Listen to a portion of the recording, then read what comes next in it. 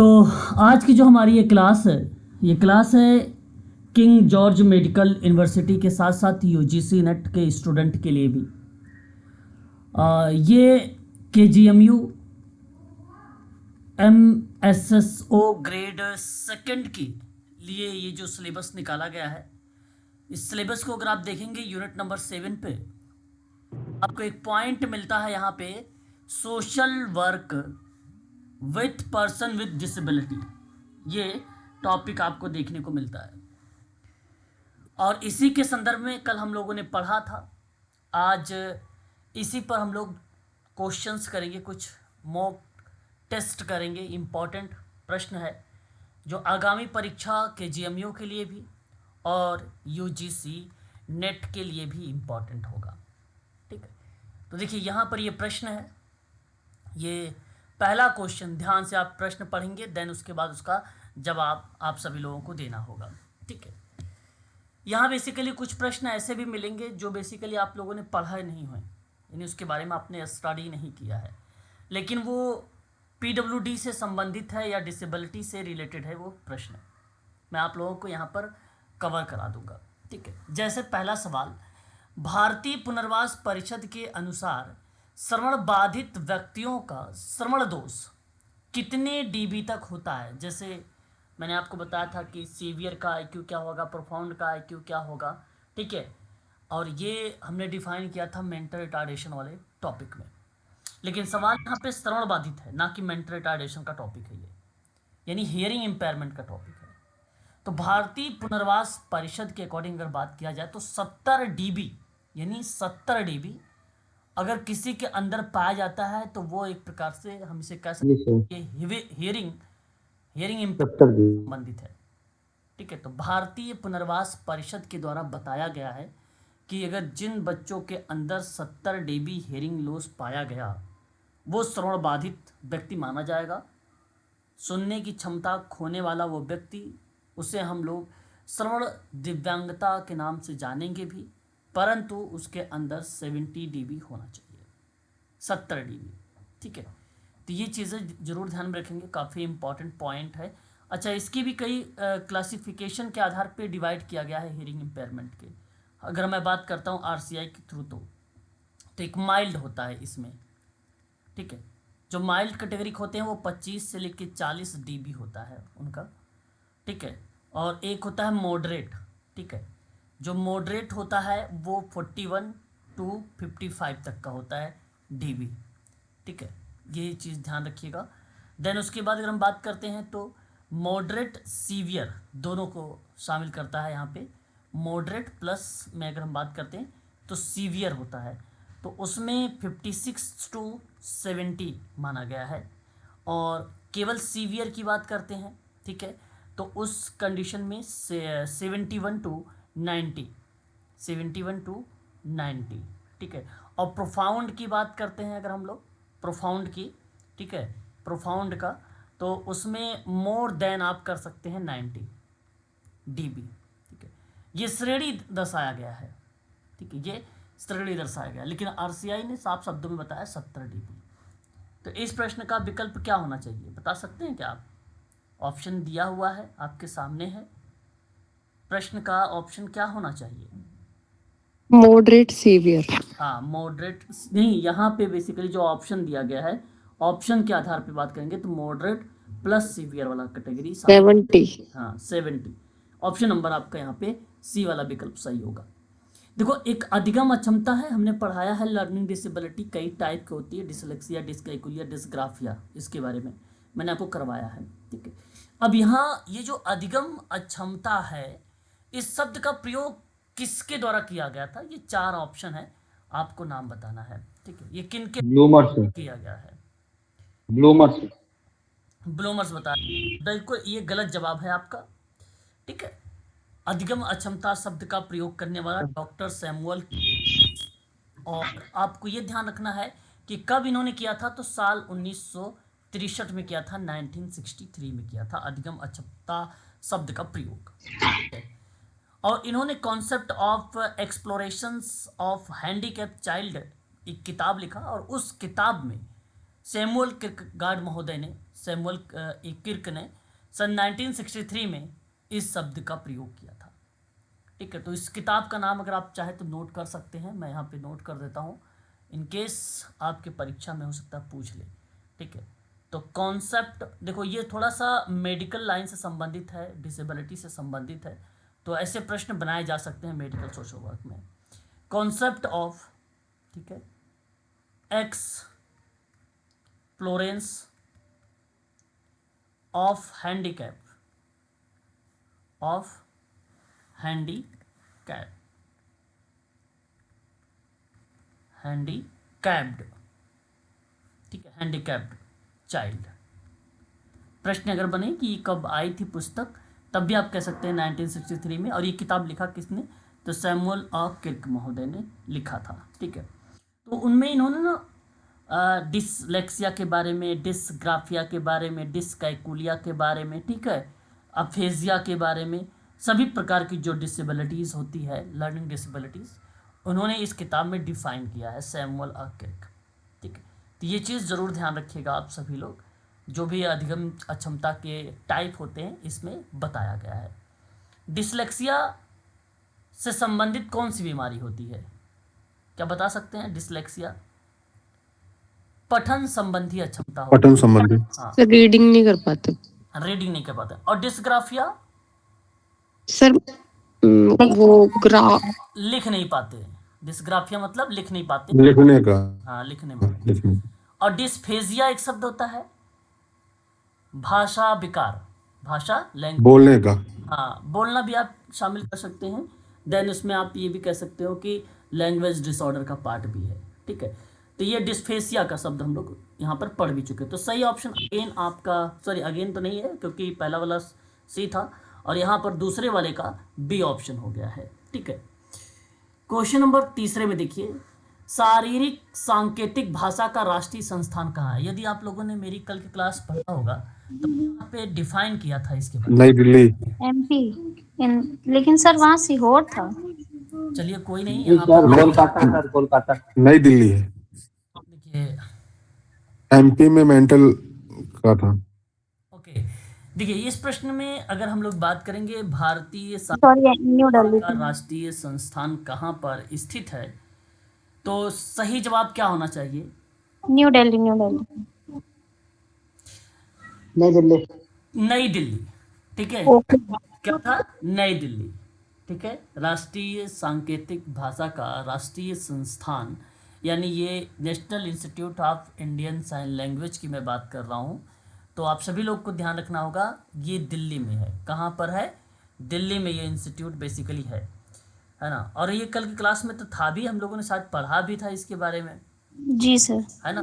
कल हम लोगों ने पढ़ा भी था। हाँ जी sir. Disability service and supported organization है, ये नई दिल्ली में स्थापित है। और मैं चाहूँगा, हम लोगों ने वहाँ पर देखा था इन शॉर्ट में नाम एक ISLRTC करके, ठीक है, Indian sign language research and training centre के नाम से हम लोगों ने देखा था वहाँ पे। ठीक है, कल की क्लास में।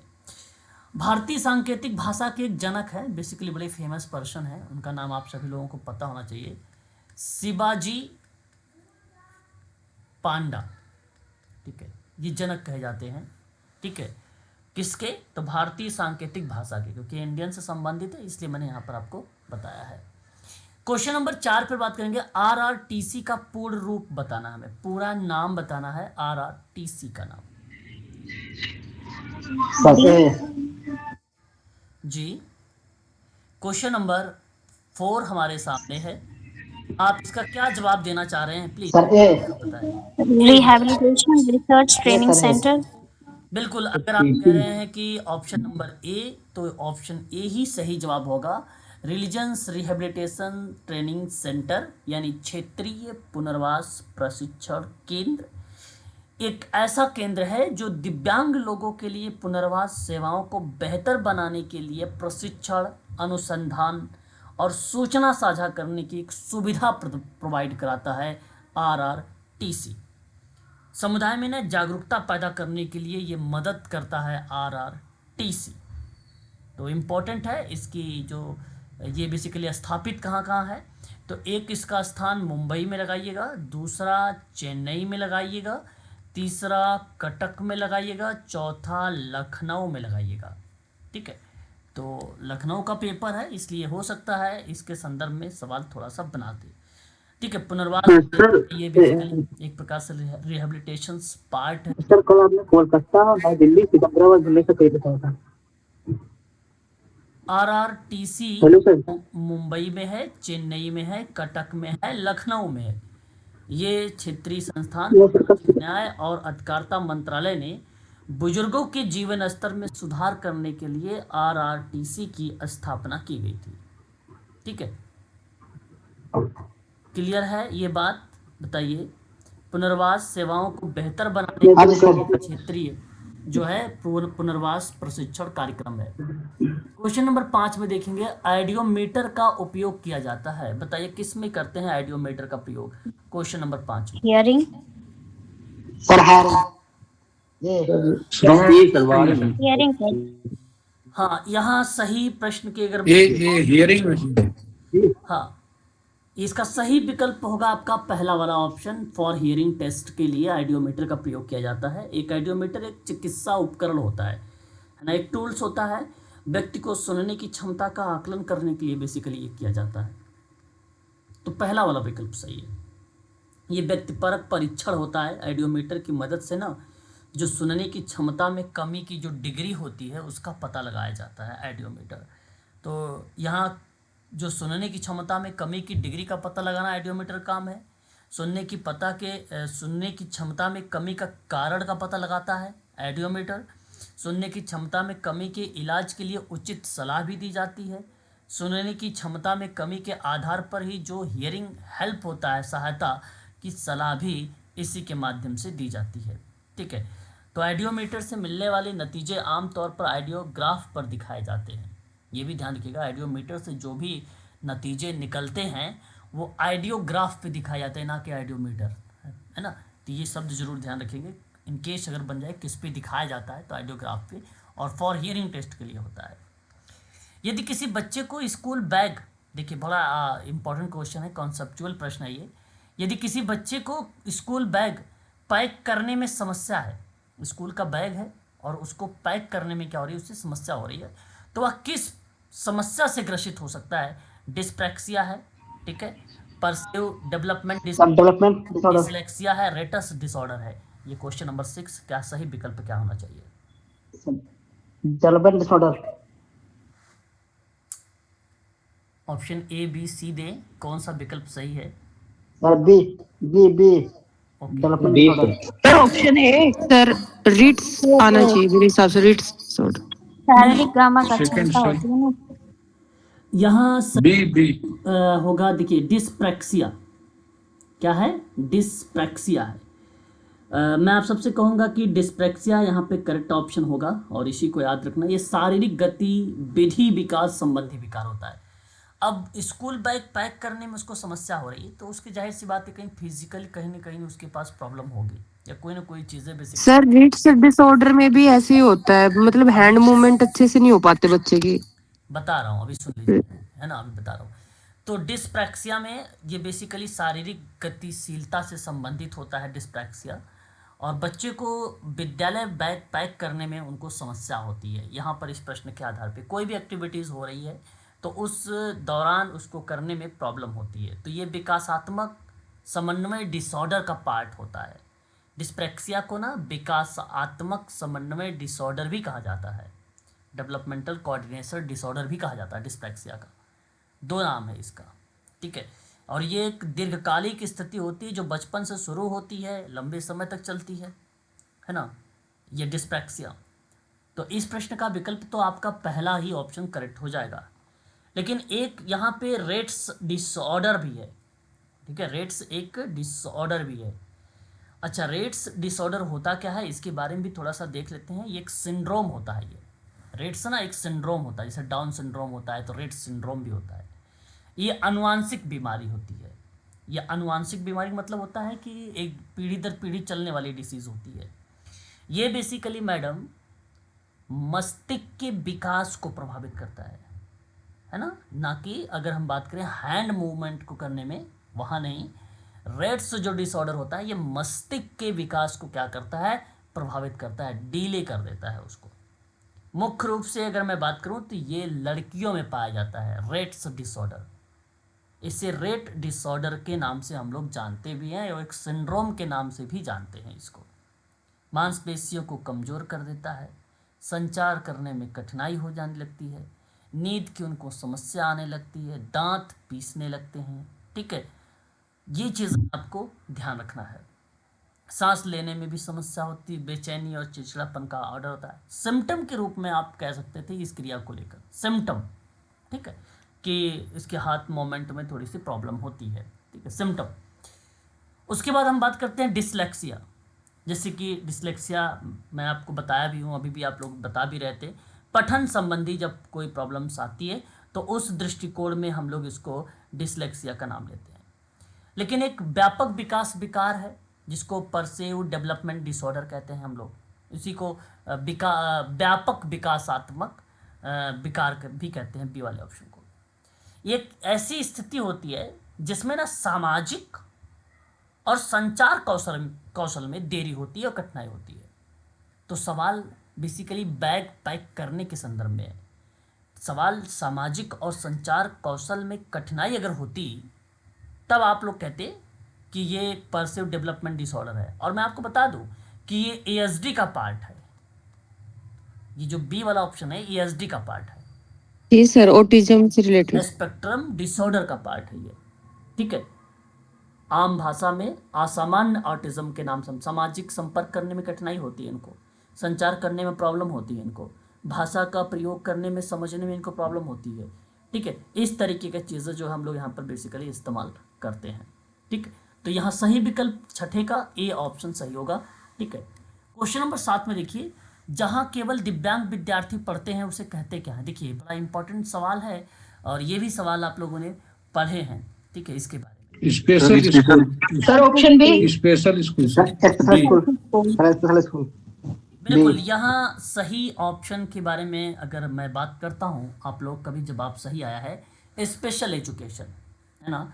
तो अगर मैं यहाँ पे सामाजिक कार्यकर्ता की बात करता हूँ तो सोशल वर्कर बेसिकली क्या करता है, विशेष विद्यालय में, विशेष कक्षा में, विशेष पाठ्यक्रम में, विशेष संसाधन के माध्यम से उनको क्या करता है, ट्रेनिंग करता है, ट्रेंड करता है। कल मैंने आपको बताया भी था स्पेशल पार्ट के माध्यम से थोड़ी सी बातें। और स्पेशल एजुकेशन होता है वही है जहाँ केवल दिव्यांग विद्यार्थी पढ़ते हैं, या उन बच्चों के लिए होता है जिनकी शैक्षिक ज़रूरतें मुख्य धारा के स्कूलों या विद्यालयों से पूरी नहीं हो पाती है, जहाँ बेसिकली उनको समाज में एक हेय दृष्टि कह लीजिए या आप ऐसा कह लीजिए कि वो पिछड़े रह जाते हैं। तो उन बच्चों के लिए एक स्पेशल विद्यालय बनाया गया है जहाँ एक स्पेशल एजुकेटर, ठीक है, एक स्पेशल एजुकेटर उनको ट्रेंड करता है, वो शिक्षा के रूप में भी और प्रशिक्षण के रूप में भी, शिक्षण प्रशिक्षण दोनों प्रक्रियाएं बेसिकली वहाँ पर एक स्पेशल एजुकेटर करवाता है। लेकिन एक ऑप्शन पहला अगर हम लोग बात करते हैं, समावेशी शब्द यूज़ किया गया है, समावेशी विद्यालय। युवा विद्यालय होता है जहाँ छात्रों को एक साथ जहाँ सभी छात्रों को एक साथ बैठाया जाता है। सभी छात्रों का मतलब समझ रहे हैं आप, एक गैर दिव्यांग बच्चा और दिव्यांग बच्चा, दोनों को अगर मैं इंक्लूड कर दूं तो इंक्लूसिव एजुकेशन। मैंने कल पढ़ाया भी था कि सामान्य बच्चों के साथ अगर स्पेशल बच्चों को ज्वाइन कर दिया जाता है तो उस दृष्टिकोण में हम इंक्लूसिव एजुकेशन का पार्ट शामिल कर लेते हैं। डेवलपमेंट तेज होगा सर उनका। बिल्कुल, क्योंकि वो एक दूसरे से सीखेंगे वहाँ पर, है ना, एक दूसरे से वहाँ पर वो सीखेंगे। लेकिन एक एकीकृत विद्यालय होता है, एक ऐसा स्कूल होता है ये जहाँ अलग अलग विषयों को एक साथ पढ़ाया जाता है, अलग अलग सब्जेक्ट को एक साथ पढ़ाया जाता है। वो इंटीग्रेटेड स्कूल के नाम से जाना जाता है। इंटीग्रेटेड स्कूल का मतलब होता है एकीकृत विद्यालय। और इसी दृष्टिकोण में अगर हम लोग बात करते हैं, एक एकीकृत शिक्षा के रूप में भी नाम रिप्रेजेंट होता है। तो अलग अलग संस्कृति, धर्म और सामाजिक आर्थिक पृष्ठभूमि के जो बच्चे होते हैं उनको एक साथ शिक्षा देने की बात होती है, तो वहाँ पर वो बन जाता है इंटीग्रेटेड एजुकेशन। यहाँ पे विद्यालय की बात हो रही थी, एजुकेशन की बात नहीं है। तो यहाँ आप कह सकते हो कि अलग अलग संस्कृति और धर्म और सामाजिक सांस्कृतिक पृष्ठभूमि से बच्चे आए हुए हैं जो एक जगह एक साथ विद्यालय में अपना जो है शिक्षण प्रशिक्षण एक्वायर कर रहे हैं या अर्जित कर रहे हैं। एक होता है बाल गृह, ये तो बड़ा आसान है, उन बच्चों के लिए होता है जिन्हें देखभाल के लिए जरूरत होती है। तो इस प्रश्न का सही ऑप्शन तो विकल्प नंबर बी में करेक्ट जवाब जाएगा। ठीक है, याद रखेंगे। क्वेश्चन नंबर देखिए 8वें नंबर का सवाल है कि कान के किस भाग में ऑर्गन ऑफ कर्टी पाई जाती है? किस भाग में? ये अच्छा से इनर ईयर में सर। आप लोग पढ़े सी हैं, सी मैंने इसके बारे में पढ़ाया तो नहीं है। इनर ईयर सर से okay inner inner ear. Okay inner question number 8 में आप कह रहे हैं इनर भाग में, इनर ईयर में।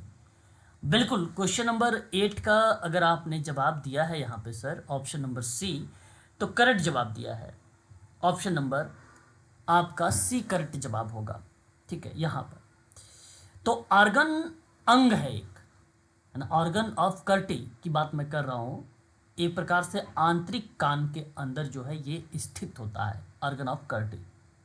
ठीक है, और घोंघे के आकार का बना होता है, घोंघे का आकार का बना होता है ये ऑर्गन ऑफ कर्टी।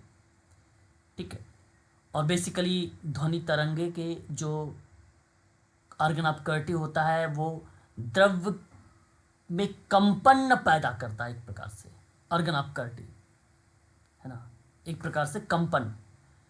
तो कहने का भाव यहाँ पर यह है कि किस भाग में पाया जाता है, तो एक बाह्य कान होता है, एक आंतरिक कान होता है। तो आंतरिक कान के अंदर, कान के आंता भाग में ये पाया जाता है इनर ईयर में। तो ऑप्शन नंबर सी करेक्ट जवाब होगा। ये प्रश्न कोई खास इंपॉर्टेंट नहीं है, इसको आप हटा भी सकते हैं। मैंने आपको पढ़ाया भी है सेनेले चार्ट के बारे में। सेनेले चार्ट का निर्माण किसने और कब किया था? अगर याद हो तो आप आसानी से बता सकते हैं। हरमन सेलन। बिल्कुल, हरमन सेलन। हाँ, यहाँ सही जवाब है आप सभी लोगों का। डच के एक नेत्र रोग के विशेषज्ञ थे जिनका नाम था हरमन सेलेनन, और सही सन 1862 में इन्होंने सेनेले चार्ट का आविष्कार किया था। सेनेले चार्ट अभी भी दुनिया भर के चिकित्सा कार्यालयों में दृष्टि तीक्ष्णता मापने का सबसे आम तरीका के रूप में इसका उपयोग किया जाता है। ये विजुअल इम्पायरमेंट के अंतर्गत ये चीज़ें देखी जाती है। सेनेले चार्ट का निर्माण हरमन सेनेले ने किया है। कब किया था तो ये बता भी सकते हो आप कि 1862 में इसका आविष्कार किया था। क्वेश्चन नंबर 10, निम्नलिखित में से कौन दिव्यांगता के क्षेत्र में मानव संसाधन है? दिव्यांगता के क्षेत्र में पहला विकल्प में स्पेशल एजुकेटर है, दूसरे विकल्प में आइडियोलॉजिस्ट है, वैज्ञानिक कह सकते हो, साइकोलॉजिस्ट ऑप्शन नंबर सी में है, और डी में ऑल ऑफ द अबव है। ये चार all of the above. D होगा, डी। क्वेश्चन नंबर 10 में आप कह रहे हैं कि दिव्यांगता के क्षेत्र में मानव संसाधन के दृष्टिकोण से देखा जाए तो यहाँ पे स्पेशल एजुकेटर, सर पहला आएगा स्पेशल एजुकेटर। वैज्ञानिक, और साथ ही साथ में अगर हम लोग बात करते हैं तो सामाजिक कार्यकर्ता भी। ठीक है, तो अगर ऑप्शन में सामाजिक कार्यकर्ता भी है तो वो भी ऑप्शन आपका यहाँ पे करेक्ट हो जाता है। ठीक है, तो दिव्यांगता के क्षेत्र में मानव संसाधन है ये सभी के सभी। ऑप्शन नंबर अगर हम बात करेंगे डी सबकी जरूरत पड़ती है, तो ऑप्शन यहाँ पर डी वाला विकल्प यहाँ सही माना जाएगा। इस बात को आप सभी लोग ध्यान रखिएगा। देखिए, अस्थि दिव्यांग बच्चों को, अस्थि का मतलब एक प्रकार से आप कह सकते हो अस्थि, अस्थि है ना, लोकोमोटर डिसेबिलिटी। तो ये कोलकाता में है। हाँ, कहने का भाव ये है, आर्थोपेडिक पार्ट बेसिकली रिलेट होना चाहिए था यहाँ पे। अस्थि दिव्यांग या विकलांग बच्चों का राष्ट्रीय संस्थान कहाँ पर है? कोलकाता सर, 1978। कोलकाता, कोलकाता वेस्ट बंगाल में। सही जवाब किसी बच्चे ने दिया अभी। ऑप्शन नंबर आपका यहाँ पे जो होगा ये करेक्ट माना जाएगा। ठीक है, कौन सा विकल्प? सी विकल्प सही माना जाएगा, कोलकाता। ठीक है, तो अस्थि संदर्भ में अगर हम लोग बात करेंगे तो कोलकाता का नाम यहाँ पे करेक्ट जवाब के रूप में देखा जाएगा, इस संस्थान का नाम। ठीक है, राष्ट्रीय लोकोमोटिव विकलांग संस्थान कोलकाता में स्थित है। इसे पहले राष्ट्रीय अस्थि दिव्यांग संस्थान के नाम से जाना जाता था। ठीक है, सन 1978 में इसकी इस्टेब्लिश किया गया और समाज कल्याण मंत्रालय भारत सरकार ने किया था। ठीक है, एक स्वायत्त निकाय है ये। दिव्यांगजन जो सशक्तिकरण विभाग है ना, उसके द्वारा ये वित्त पोषित क्रियाओं को बेसिकली दर्शाता है। ठीक है, तो ये चीज़ें हैं, इसके बारे में आप जरूर ध्यान रखेंगे क्योंकि ये सवाल बन सकता है। एक इंपॉर्टेंट क्वेश्चन है, क्वेश्चन नंबर 12 आईएमपी के रूप में इसे रखिएगा। फुल फॉर्म बताना है एडीएसडी का, फुल फॉर्म बताना है एडीएसडी का। Attention deficit hyper activity disorder, पहला deficit hyper activity disorder. Okay, hyper activity disorder, जैसे कि आप कोई बच्चा कह रहा है कि विकल्प जो फर्स्ट वाला है, अवधान छीन या अवधान अभाव सक्रिय गतिविधि विकृति है, ये एडीएसडी का एक लक्षण के रूप में आता है जो बेसिकली अटेंशन नहीं दे पाते हैं, उस संदर्भ में इसका नाम देखने को मिलता है। तो attention deficit hyper activity disorder के नाम से ये जाना जाता है और सही विकल्प होगा ऑप्शन नंबर ए। एएसडी का भी पूरा नाम याद रखिएगा, ऑटिज्म स्पेक्ट्रम डिसऑर्डर, और एडीएसडी का पूरा नाम याद रखिएगा, दोनों में से कोई भी एक सवाल बन सकता है। निम्न में से कौन सा स्वलीन यानी ऑटिज्म, ठीक है, स्वपरायणता शब्द भी इसको कहा जाता है, स्वलीनता को, ऑटिज्म को, इसका लक्षण क्या होता है, जैसे मैंने अभी शुरुआत में बताया भी था, कमजोर समाजीकरण, कमजोर संचार, रूढ़िबद्ध व्यवहार, उपयुक्त सभी। सही ऑप्शन क्या होना चाहिए यहाँ पर, डी विकल्प सब होगा। डी सभी होंगे। सही होगा। कार्यात्मक पाठ्यक्रम किन बच्चों के लिए उपयोगी होता है, फंक्शनल कैरिकुलम यूजफुल किन बच्चों के लिए सबसे बेटर माना जाएगा, ये सवाल आपको बताना है। Question number 14, intellectual disabled children. हाँ, इंटेलेक्चुअल डिसेबिलिटी जो चिल्ड्रन होते हैं, इस बच्चे को, इन बच्चों को बेसिकली कार्यात्मक पाठ्यक्रम में बच्चों के लिए उपयोगी होता है। जानते हैं फंक्शनल कैरिकुलम यूजफुल बेसिकली होता क्या क्या है, सबसे ज़्यादा इसमें कौन कौन सी एक्टिविटी शामिल है फेमस के रूप में। फंक्शनल कैरिकुलम की अगर हम बात करते हैं आप लोगों से, तो याद रखेंगे एक शब्द आता है 3R, इनमें एक शब्द आता है 3R, रीडिंग राइटिंग अर्थमेटिक, ठीक है, बौद्धिक अक्षम वाले बच्चों के लिए यूज़ किया जाता है 3R का। और कार्यात्मक पाठ्यक्रम का मतलब होता है रोजमर्रा की जिंदगी में ना आने वाले कौशल होते हैं, उन कौशलों पर बल देने वाला एक पाठ्यक्रम होता है। रोजमर्रा की जो एक्टिविटी के दौरान जो भी कार्य उस पर ये स्किल डेवलपमेंट करवाते हैं। हाँ, स्किल डेवलपमेंट का पार्ट इसके अंतर्गत शामिल किया जाता है। एक ऐसी शिक्षा की व्यवस्था जिसके अंतर्गत दिव्यांग विद्यार्थियों को शैक्षिक संस्थान के अनुसार तैयार होकर आना पड़ता है, उसे हम लोग क्या नाम देंगे। एक बार म्यूट रहिए, कोई बच्चा अनम्यूट है, उनके यहाँ बैकग्राउंड आवाज आ रही है, प्लीज म्यूट रहिए। Special education sir, integrated education sir. नहीं सर, यहाँ सही जवाब होगा, अगर मैं बात करता हूँ क्वेश्चन नंबर 15 विकल्प में सवाल बनाया गया है आप सबके लिए कि ऐसी शिक्षा व्यवस्था जिनके अंतर्गत दिव्यांग विद्यार्थी को शैक्षिक संस्थान के अनुसार तैयार होकर आना पड़ता है। हाँ, एकीकृत शिक्षा कहा ना आप लोगों से, अभी आप लोगों को बताया भी था कि किसी भी पृष्ठभूमि से वो बच्चा आ सकता है ना, किसी भी पृष्ठभूमि से, दृष्टिकोण से अगर देखा जाए तो बालक वो आ सकता है और उस संदर्भ में आप उसे तैयार कर सकते हैं, ट्रेनिंग या ट्रेंड कर सकते हैं। विशेष शिक्षा आप में से देखो, कुछ लोग बेसिकली यहाँ पर विशेष एजुकेशन के भाई पार्ट पे भी विचार जा सकता है ना। ये एक ऐसा शब्द है स्पेशल एजुकेशन या शिक्षा जो शारीरिक, मानसिक और भावनात्मक चुनौतियों के कारण उभरने वाले विशेष आवश्यकताओं वाले बच्चों को शैक्षिक प्रावधानों को संदर्भित कर रहा होता है। कि जब कहीं पर्टिकुलर विशेष बच्चे के साथ विशेष पाठ्यक्रम, विशेष शिक्षण सामग्री, ऐसे शब्द अगर यूज़ होता है विशेष करके, तो उस क्रिया में आप विशेष शिक्षा को शामिल करते हैं। लेकिन एक यहाँ पे शब्द केवल यूज़ किया कि एक दिव्यांग विद्यार्थी है और वो एजुकेशन संस्थान के अकॉर्डिंग तैयार होकर आना पड़ता है, तो उस परिस्थिति में यहाँ पर इंटीग्रेटेड एजुकेशन का पार्ट शामिल हो जाएगा। तो सही विकल्प हो जाएगा ऑप्शन नंबर आपका तीसरा वाला यानी सी। समावेशन का मुख्य बिंदु क्या हो सकता है क्वेश्चन नंबर 16 में, मुख्य धारा देखिए यहाँ देखिए, एक तो मुख्य धारा है मेन स्ट्रीम, दूसरा है नीड्स, तीसरा है सुगमता, चौथा है समानता। समावेशन का मुख्य बिंदु के परिप्रेक्ष्य में अगर हम लोग बात करेंगे ना, तो सुगमता एक शब्द है ना। समावेशन का मुख्य उद्देश्य बेसिकली एक ऐसा वातावरण बनाना जहां पर कोई अपने पृष्ठभूमि, पहचान, मतभेद के बावजूद, ठीक है, मूल्यांकन और सम्मानित महसूस करे, है ना, और जिससे उन्हें पहुंच या अवसर की बाधाओं का सामना किए बिना पूरी तरह से भाग ले सके और योगदान करने की अनुमति उनको मिल सके। तो ऐसे शब्दों में हम जो शब्द यूज़ करते हैं वो सुगमता शब्द यूज़ करते हैं, ना कि मेन स्ट्रीम को यूज़ करते हैं। सुगमता बहुत ही पॉजिटिव शब्द है, ठीक है, सुगमता, है ना। एक सुगम्य भारत अभियान भी चलाया गया है, मैंने कल बताया भी था आप लोगों को। क्या बता सकते हैं सुगम्य भारत अभियान, जहां जागरूकता का परिप्रेक्ष्य था, ये कब लाया गया था?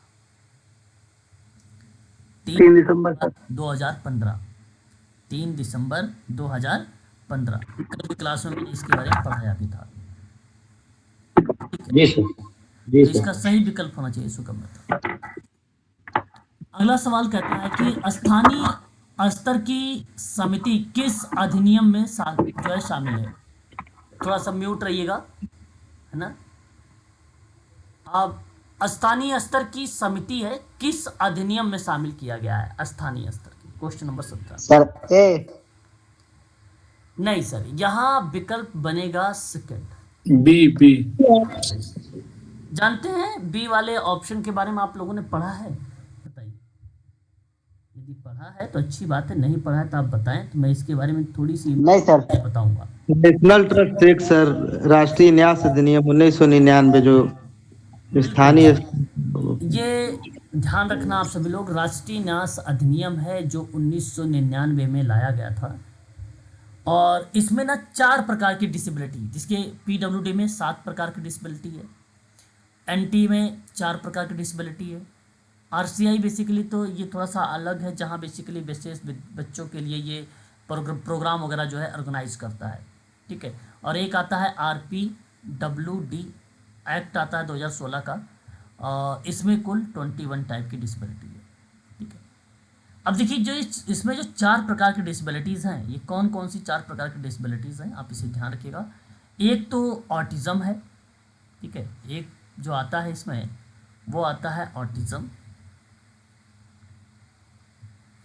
दूसरा जो आता है सेरेब्रल पॉलिसी। तीसरा जो इसमें आता है बौद्धिक अक्षमता कह लीजिए या मानसिक मंदता कह लीजिए। और जो चौथा आता है वो आता है बहु दिव्यांगता, ठीक है। तो ये 4 प्रकार की डिसेबिलिटीज के बारे में जिक्र किया गया है नेशनल ट्रस्ट में, ठीक है। ये एक वैधानिक निकाय है, राष्ट्रीय न्यास एक वैधानिक निकाय है। बेसिकली पहले जम्मू कश्मीर में नहीं था, अब जम्मू कश्मीर में भी ये लागू है, ठीक है। राष्ट्रीय न्यास के अध्यक्ष और सदस्यों के कार्यबल, बोर्ड बैठक, त्यागपत्र से जुड़ी बातें इत्यादि चीज़ों को ये तय करती है नेशनल ट्रस्ट जो होता है, ठीक है। दिव्यांग लोगों को बेसिकली समान अवसर, अधिकारों की सुरक्षा और भागीदारी की सुविधा प्रोवाइड कराता है नेशनल ट्रस्ट एक्ट, ठीक है। ये चीज़ जरूर ध्यान रखिएगा, ठीक है। क्वेश्चन नंबर 18 में भारतीय लुनासी एक अधिनियम है। ये लुनासी अधिनियम बेसिकली अब बंद हो गया है ना, अब ये चलता नहीं है। लेकिन यहाँ पर अगर प्रश्न बन जाता है कि ये कब लाया गया, तो आपको क्या जवाब देना होगा? क्वेश्चन नंबर आपके सामने 1912। 1912 बिल्कुल। यहाँ आपने जो जवाब दिया है इस प्रश्न का, ये करेक्ट जवाब होगा 1912। लुनासी अधिनियम जो है ये 1912 में आया था और दिव्यांगता के संदर्भ में था, है ना। ये किसके दृष्टिकोण में देखा गया है? दिव्यांगता के संदर्भ में। देखिए इस अधिनियम का मुख्य रूप से जो बेसिकली मंद बुद्धि के बच्चे हैं, या आप इसे साधारण शब्दों में आप बोलते हैं पागल, जो माने जाने वाले व्यक्ति हैं, उन व्यक्तियों के लिए हिरासत, देखभाल प्रदान करके जनता की सुरक्षा पर ये बेसिकली केंद्रित था, ये भारतीय लुनासी अधिनियम। अब इसी अधिनियम में बेसिकली संशोधन का पार्ट हुआ, 1987 में, ठीक है, इस अधिनियम में बात अगर हम लोग करते हैं तो सन 1987 में मेंटल हेल्थ है हाँ मेंटल हेल्थ एक्ट के रूप में बेसिकली ये ऑर्गेनाइज किया गया 84 एक्ट। ठीक है, तो सही जवाब इसका ऑप्शन नंबर बी होगा। क्वेश्चन नंबर बात करते हैं यहाँ पर 19 में, देख सकते हैं आप लोग एक शब्द यूज किया गया है LAD, बड़ा ही फेमस शब्द है। क्वेश्चन नंबर 19 में म्यूट रही है, बैकग्राउंड आवाज आ रही है, तो सही विकल्प क्या होना चाहिए? क्वेश्चन नंबर पहले बोलिए म्यूट हो जाए, म्यूट नहीं कोई लोग हो रहे हैं, समझ में नहीं आ रहा है। हाँ भाई, म्यूट रहेंगे तो सभी बच्चों को समझ में आएगा, है ना, वरना दिक्कत हो जाएगी। क्वेश्चन नंबर अगर हम बात करते हैं 19 में, तो 19 नंबर का सवाल है भाषा अधिग्रहण को लेकर, भाषा अधिग्रहण डिवाइस को लेकर। तो LAD का मतलब होता है बेसिकली लैंग्वेज एक्विजिशंस डिवाइस। एक सैद्धांतिक निर्माण है ये बताता है कि बच्चे भाषा कैसे सीखते हैं। ठीक है, आपको बता दूं भाषा विकास के एक जनक हैं जिनका नाम है non Chomsky. Non Chomsky, non Chomsky, ये जनक हैं भाषा विकास के। सन 1960 के दशक में ये विद्वान बहुत हाईलाइट हुआ था और ALD शब्द को इन्होंने दिया था। तो सही ऑप्शन यहाँ पर पहला होगा। ठीक है, तो भाषा दो प्रकार की होती है, एक तो LAD के रूप में आया था कि एक्वायर रिप्रेजेंट किया जाता है, लिया जाता है, और एक जन्मजात होता है। तो भाषा दो प्रकार की होती है, एक जन्मजात होती है और दूसरा अर्जित होता है। इसी अर्जित वाले को LAD बोला था, लैंग्वेज एक्विजिशन डिवाइस बोला था। किसने? नॉन चॉम्स्की ने। ठीक है, तो सही ऑप्शन आपका पहला हो जाएगा। नेशनल ट्रस्ट अधिनियम 1999 में कितनी दिव्यांगता शामिल की गई है? 7, 16, 8, 21? 4 सर। 4 प्रकार की है, तो ऑप्शन नंबर सी आपका करेक्ट हो जाएगा। एक पुनर्वास आयाम की एक पुस्तक है, बड़ी फेमस किताब है डिसेबिलिटीज के एरिया में, और इस किताब के लेखक के रूप में प्रश्न बनाया गया है कि इसके लेखक कौन हैं। तो आप सभी लोगों को ध्यान रखना है, डॉक्टर R.A. जोसेफ। ये पता है कहाँ के हैं? आजमगढ़ माहुल के ही रहने वाले हैं, अजीत जी। अजीत हैं क्लास में? नहीं है आज क्या? ये जोसेफ आजमगढ़ के यूपी के रहने वाले हैं। ठीक है, डॉक्टर R.A. जोसेफ महोदय, और इसमें इनका जो निवास स्थान है पंडित। क्रिश्चियन थे क्या सर? नहीं नहीं नहीं, क्रिश्चियंस नहीं थे, अनुसूचित जाति से हैं, SC है ये। अच्छा अच्छा। हाँ, अनुसूचित जाति से है ये, और ये इस समय पंडित दीनदयाल उपाध्याय जो दिल्ली में है वहाँ इनका निवास स्थान है, उसी सेंटर में है। ठीक है, तो सही विकल्प इस प्रश्न का जो होगा ऑप्शन नंबर डी करेक्ट जवाब माना जाएगा। क्वेश्चन नंबर 22 समावेशी शिक्षा है। क्वेश्चन नंबर 22 अभी आप लोगों ने देखा भी है, समावेशी शिक्षा, इंटीग्रेटेड एजुकेशन, विशेष शिक्षा, ये शब्द सब आप लोगों ने देखा है। तो 22 का सही विकल्प क्या होना चाहिए? हाँ, PA के सबूत से शिक्षक। क्लास में ना विविधता का जश्न मनाना, क्लास में विविधता का जश्न जो मनाना होता है, ये बेसिकली इंक्लूसिव एजुकेशन का पार्ट रहेगा। ऑप्शन नंबर आपका यहाँ पर बी होगा। ठीक है, विविधता, इंक्लूसिव एजुकेशन, विविधता शब्द लिख देने से ये समावेशी एजुकेशन का पार्ट बन जाता है। ठीक है, जहाँ सामान्य बच्चों के साथ विशेष बच्चे भी शामिल किए गए हैं। कल ही आप लोगों ने पढ़ा है इसके बारे में, इसका क्वेश्चन नंबर 23 में ISLRTC ये कब स्थापित हुई है? क्वेश्चन नंबर 23 में बताइए। कल ही आप लोगों ने इसके बारे में पढ़ा है।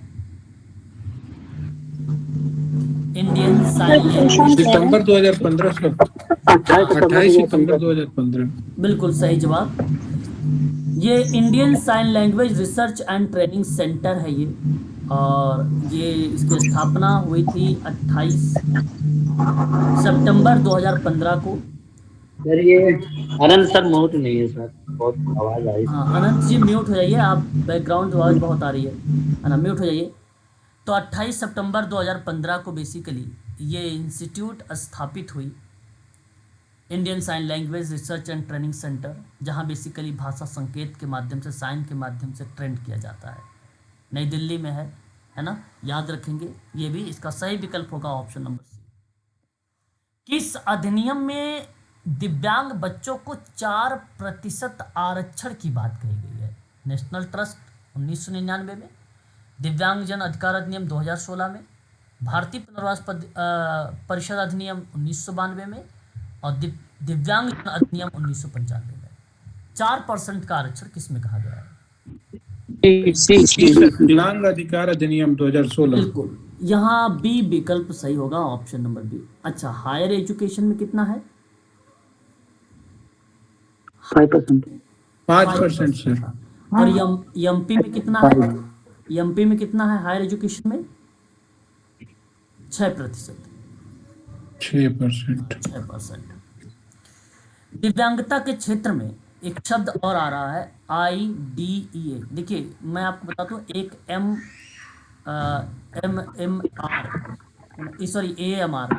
AAMR और एक नेशनल ट्रस्ट, एक RPWD और एक आपका आता है IDEA। ये कुछ ऐसे शब्द हैं जिनका फुल फॉर्म आप लोगों को ध्यान में रखना होगा, केस आपके परीक्षा में सवाल बन सकते हैं। तो idea in field of disabilities क्या है दिव्यांगता के क्षेत्र में 25 में? तो मैं आप सबसे कहूंगा ये एक एक्ट है। एक्ट है ना सर? हाँ, ये एक एक्ट है, याद रखिएगा। इस प्रश्न में यदि ये सवाल बनाया गया तो बड़ा इंपॉर्टेंट क्वेश्चन है। अगर आपसे प्रश्न बना तो आइडिया क्या है, ये एक प्रकार का ये एक्ट है। अब थोड़ा सा समझिएगा इसके बारे में। ये इंडिविजुअल विथ डिसेबिलिटी एजुकेशन है, individual with disability education act है ये आइडिया, है ना। अब ये एक्ट जो बेसिकली करने, इसका काम क्या होता है, दिव्यांग व्यक्ति शिक्षा देने में बेसिकली क्या काम है, जो संयुक्त राज्य अमेरिका में एक संघीय कानून के रूप में जाना जाता है, और जो दिव्यांग पात्र बच्चे होते हैं उनको मुक्त और उचित सार्वजनिक शिक्षा की गारंटी देता है ये एक्ट। ये एक्ट, आइडिया एक्ट, बहुत ही फेमस रहा है। और इंडिविजुअल विथ डिसेबिलिटी मतलब पर्टिकुलर, अगर मैं आप करता हूँ ये एक्ट को, तो ये सर सर्टिफिकेशन के लिए भी तो यूज किया जाता है इसको। हाँ बिल्कुल, आप उसे क्या कर रहे हैं, एक प्रकार से डिफाइन करने की बात कर रहे हैं, एक पर्टिकुलर बच्चे के डिफाइन करने की बात कर रहे हैं। तो उस परिस्थिति में ये एक्ट का नाम लिया जाता है, क्योंकि ये इंडिविजुअल है ये। और ये 1975 में आया था, 1975 में आया था। दिव्यांग व्यक्तियों के लिए जो शिक्षा अधिनियम था, तो 1975 में ने ये एक्ट आया था, और एक ऐसा कानून था जो दिव्यांग बच्चों के लिए मुक्त और उचित सार्वजनिक शिक्षा की गारंटी देता था। ठीक है, तो इस संदर्भ में आप ये शब्द जरूर ध्यान रखिए, काफ़ी इंपॉर्टेंट के रूप में आता है। इसका फुल फॉर्म भी याद रखेंगे आप लोग। इसका पूरा नाम मैंने बताया है आपको, individual with disability education act. Option number आपका बी सही होगा। कब का है ये? 1975 का। सर एक बार सर फुल फॉर्म बता दीजिए सर, एक बार रिपीट कर दीजिए। दिव्यांग व्यक्तियों के लिए individual with disability act. Individual मतलब होता है व्यक्ति, ठीक है, विथ डिसेबिलिटी एक्ट, साथ में दिव्यांगजन अधिनियम। ठीक है, अगला सवाल देखेंगे क्वेश्चन नंबर 26 में। कहता है कि दिव्यांगजन अधिनियम 1995 के अनुसार दिव्यांग बच्चों को कितने वर्ष तक निःशुल्क शिक्षा प्रदान करने की बात कही गई थी? 16 वर्ष तक के, 14 वर्ष, 15 वर्ष, या इनमें कोई नहीं? 16 कोई नहीं सर, डी होगा सर 18 बताई थी कल आपने। अरे भाई वो RPWD में पढ़ाया था, वो RPWD एक्ट है। हाँ, यहाँ आपका कोई होगा। देखो यही गलती करते हो ना, ध्यान से पढ़ते रहिए। तो RPWD में 6 से 18 वर्ष बताया था मैंने।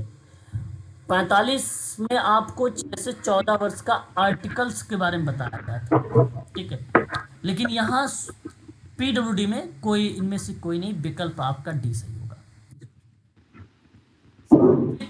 अंतः क्रिया की समस्या किसके अंतर्गत आती है? Question number 27। सामाजिक अंतः क्रिया के बारे में, संचार वगैरह के बारे में अभी मैंने आपको पढ़ाया भी है। एक शब्द परसेसिव डेवलपमेंट डिसऑर्डर है ना, ये शब्द पढ़ाया था। ये क्वेश्चन नंबर 27 का जो विकल्प सी आप देख रहे हैं ना, यही विकल्प आपका सही है। ऑप्शन नंबर सी वाला आपका करेक्ट जवाब होगा। याद आ रहा है? अभी अभी मैंने आपसे बताया था, सामाजिक अंतःक्रिया हो गया, संचार हो गया, कौशल हो गया, है ना। एक व्यापक विकासात्मक डिसऑर्डर होता है ये, उनमें एक प्रकार से ये प्रॉब्लम देखने को मिलती है। सामाजिक और संचार कौशल को अगर कोई प्रभावित करता है तो परसेसिव डेवलपमेंट डिसऑर्डर होता है। ये बात जरूर ध्यान रखिएगा। डिस्ग्राफिया क्या होता है? लेखन से संबंधित समस्या। डिस्ग्राफिया में लेखन संबंधी, हाथ से अक्षर लिखने में बाधा की स्थिति उत्पन्न हो रही थी, लिखावट में दिक्कत हो रही थी, वो डिस्ग्राफिया था। डिस्कैकुलिया, डिस्कैकुलिया क्या होता है? गणितीय संदर्भ में समस्या, गणितीय संदर्भ में समस्या अंक गणितीय में। और एक होता है चाइल्डहुड, ठीक है, डिसइंटीग्रेटेड डिसऑर्डर, है ना। ये CDD के नाम से जाना जाता है, CDD के नाम से। एक दुर्लभ लेकिन गंभीर विकार है ये, जिसमें बच्चे के विकास में अचानक गिरावट आ जाती है, अचानक। और ये पार्ट रिलेट कराएगा ASD को। किसको? बच्चे के विकास में अचानक गिरावट को देखना। भाषा में संपर्क नहीं कर पाएगा, मौखिक संपर्क करने में समस्या होगी, मित्र बनाने में असमर्थ होगा, सामाजिक संकेतों भावना को समझने में बेसिकली असफल होगा, सफल नहीं हो पाता है ऐसी परिस्थिति में, तो चाइल्डहुड इंटीग्रेटेड डिसऑर्डर का पार्ट होता है। और सामाजिक अंतःक्रिया में सही विकल्प होगा ऑप्शन नंबर सी, यही ऑप्शन करेक्ट होगा। कौन सी दिव्यांगता है जो इंद्रिय क्षति के अंतर्गत आती है? क्वेश्चन नंबर 28 में। हियरिंग। हियरिंग इम्पेयरमेंट, बिल्कुल इंद्रिय क्षति के रूप में हियरिंग इम्पेयरमेंट होता है।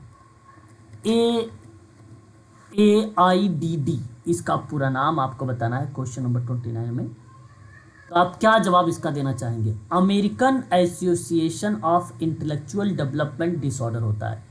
एक होता है AAMR, American association of mental retardation, एक ये होता है।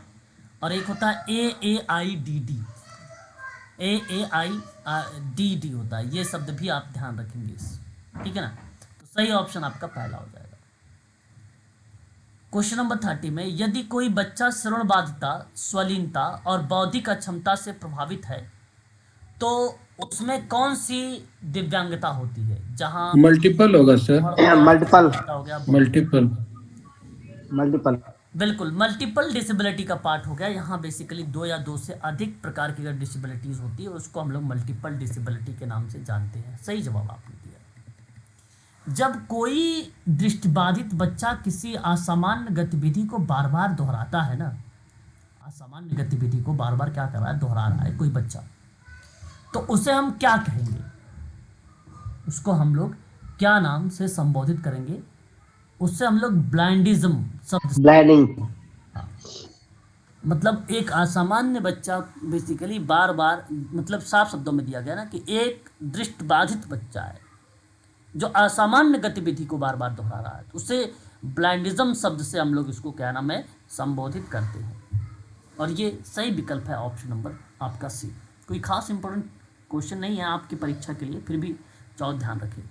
लेकिन सोडा इंपॉर्टेंट है, खाने वाला सोडा नहीं, SODA बहुत इंपॉर्टेंट क्वेश्चन है ये मेडिकल लाइन में पूछा जाता है। सोडा, इसका पूरा नाम आपको बताना है सोडा का।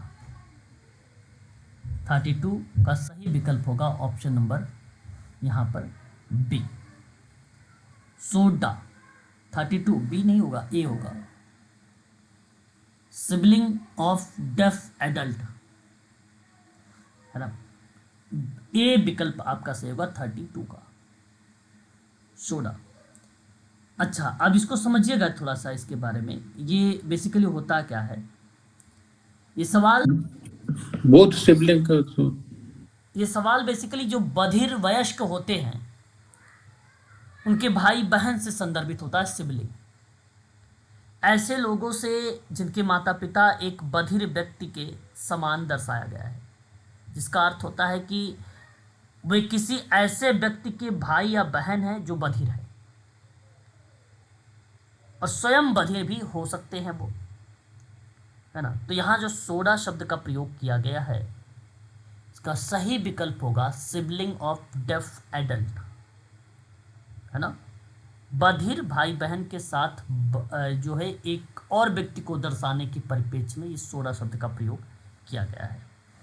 ठीक है, तो ऑप्शन नंबर आपका यहाँ पर जो जाएगा वो सही विकल्प होगा ए। निम्नलिखित में से भाषाविद कौन है? चॉम्स्की। भाषाविद का मतलब नाम चॉम्स्की। हाँ, लिंग्विस्टिक के जनक, और नॉन चॉम्स्की का नाम मैंने अभी आपको बताया भी था। देखिए यहाँ पे जनक के रूप में आया है, ऑप्शन नंबर सी करेक्ट हो जाएगा। आईएमपी क्वेश्चन, ये सोशल वर्क में आप लोगों ने देखा भी है ये सवाल।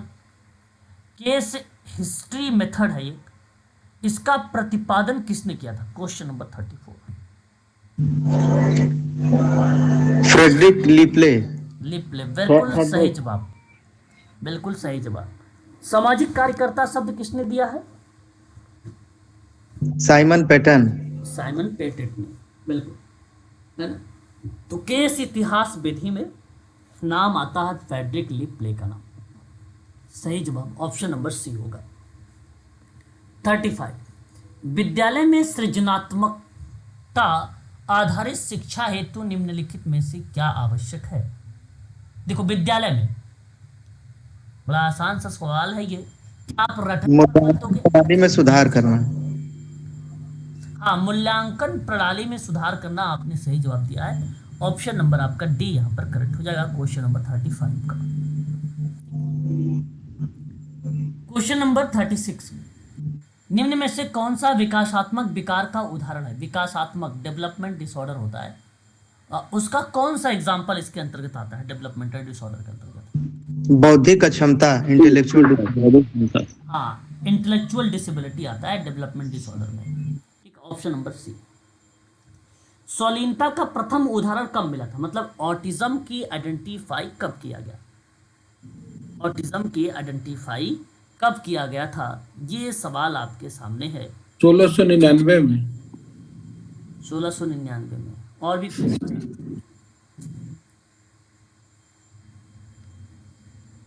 बताइए।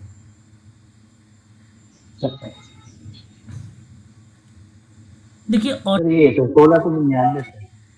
ऑटिज्म का सबसे पहले यदि इसका प्रथम उदाहरण देखने को मिला तो वह 1699 में मिला था सबसे पहले।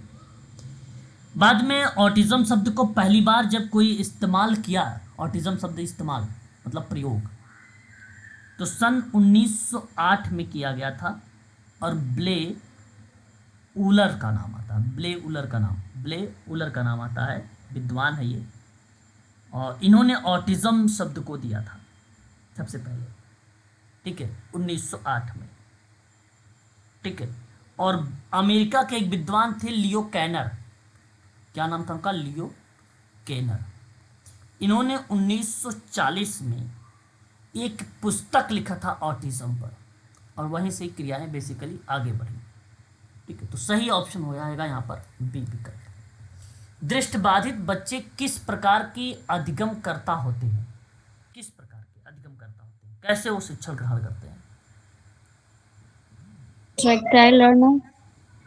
Sir textile. ऑडिटरी और टेक्टाइल दोनों होता है इसमें दोनों तो। होता है, बिल्कुल दोनों सही सी होगा सर। एडिटरी लर्नर के रूप में, श्रवण अधिगमकर्ता के रूप में भी होंगे। टैक्टाइल मतलब होता है स्पर्श के माध्यम से भी वो चीज़ें सीखते हैं। तो आ और बा दोनों, यानी ऑप्शन नंबर आपका सी करेक्ट हो जाएगा।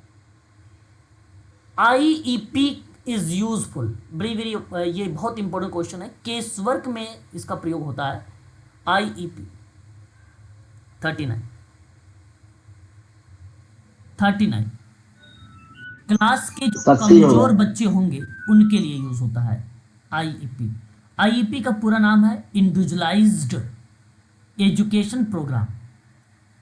जैसे समुदाय समूह में अगर आप काम करोगे तो उस दौरान अगर कोई सेवार्थी कमजोर है तो इसका मतलब ये नहीं कि हम उसे छोड़ देंगे, उसके साथ हम लोग आईईपी करेंगे। तो यही बात कही जा रही है कि अगर क्लास में अगर आप 15 बच्चे हैं, ठीक है, और 15 बच्चे सही तरीके से सीख रहे हैं, एक बच्चा नहीं सीख रहा है, तो उसका मतलब ये नहीं कि आप इसे एक बच्चे को छोड़ दोगे। इसके लिए आपको क्या करना पड़ेगा, उसके आप आईईपी तैयार करेंगे। अलग से विशेष ध्यान देना पड़ेगा सर। हाँ, उसको विशेष ध्यान देना पड़ेगा। ठीक क्रिया ऐसे सोशल वर्क में भी होता है। सही जवाब ऑप्शन नंबर ए होगा। क्वेश्चन नंबर 40, प्रतिभावान बच्चे के लिए सर्वश्रेष्ठ प्रावधान क्या होता है? प्रतिभावान बच्चों के लिए तो सही विकल्प होगा कार्यक्रम को समृद्ध बनाना, ऑप्शन नंबर सी करेक्ट होगा। श्रवण बाधित बच्चों को व्याकरण सिखाने के लिए भाषा शिक्षण की प्रविधि का प्रयोग किया जाता है। क्वेश्चन नंबर 41, स्ट्रक्चरल मेथड्स में हाँ, structural structural method, option number B, संरचनात्मक। संरचनात्मक मेथड। सामाजिक नियमों कानूनों के विरुद्ध व्यवहार करने वाला बालक क्या कहलाता है? जो सामाजिक के नियम कानून के विरुद्ध व्यवहार कर रहा है अपराधी बालक।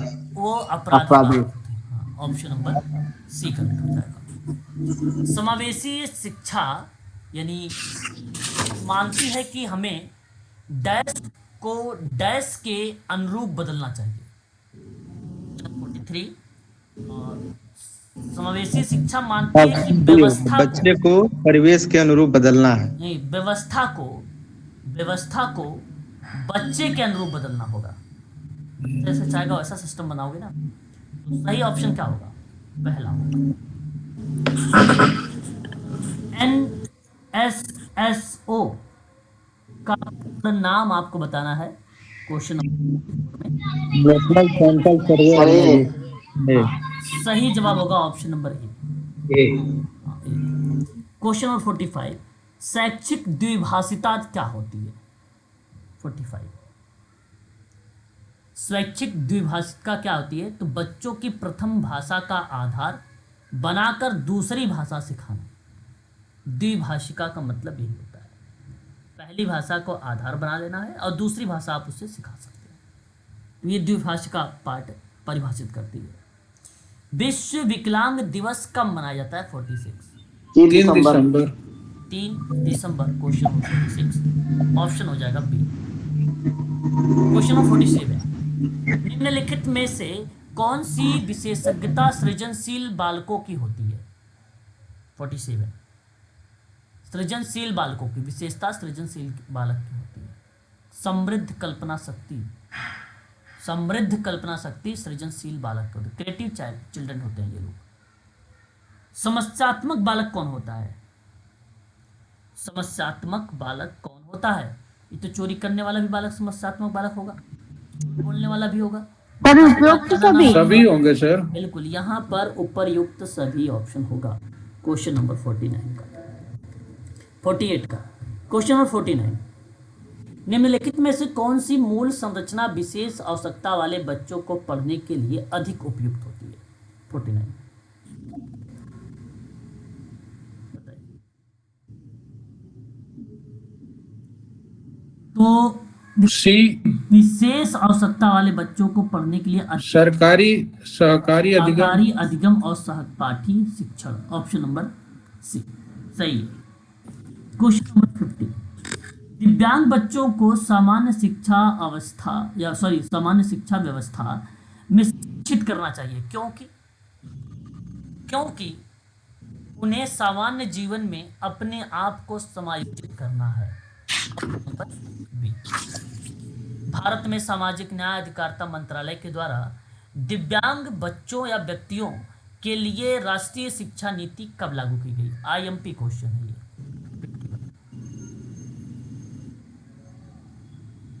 10 फरवरी 2006। ठीक है, याद रखेंगे, IMP सवाल है ये। भारत में सामाजिक न्याय अधिकारिता मंत्रालय के द्वारा दिव्यांग व्यक्तियों के लिए राष्ट्रीय शिक्षा नीति 10 फरवरी 2006 को लागू की गई या लाई गई थी। GLAD का पूरा नाम बताना है आपको, glad 52 grade level assessment device, option number A. आपको अपनी कक्षा में 2 बौद्धिक अक्षम बच्चों को बैठाने के लिए कहा जाता है, तो आप बताइए क्या करेंगे। 53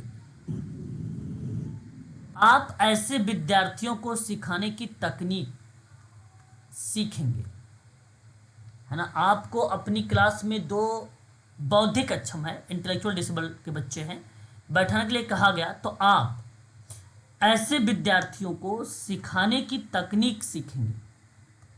सही जवाब होगा ऑप्शन नंबर यहाँ पर सी। ठीक है, तो आज के लिए बस इतना ही रखिए आप सभी लोग। ठीक है, अगले सवाल जो है यहाँ पे बड़ा इंपॉर्टेंट क्वेश्चंस है, मैं आपको ये PDF प्रोवाइड करा दूंगा, है ना, आपके टेलीग्राम पर मिल जाएगा। कोई सर सर प्रणाम सर, आज कोई सर एम्स का एग्जाम दिया था सर हम लोग के ग्रुप में सर?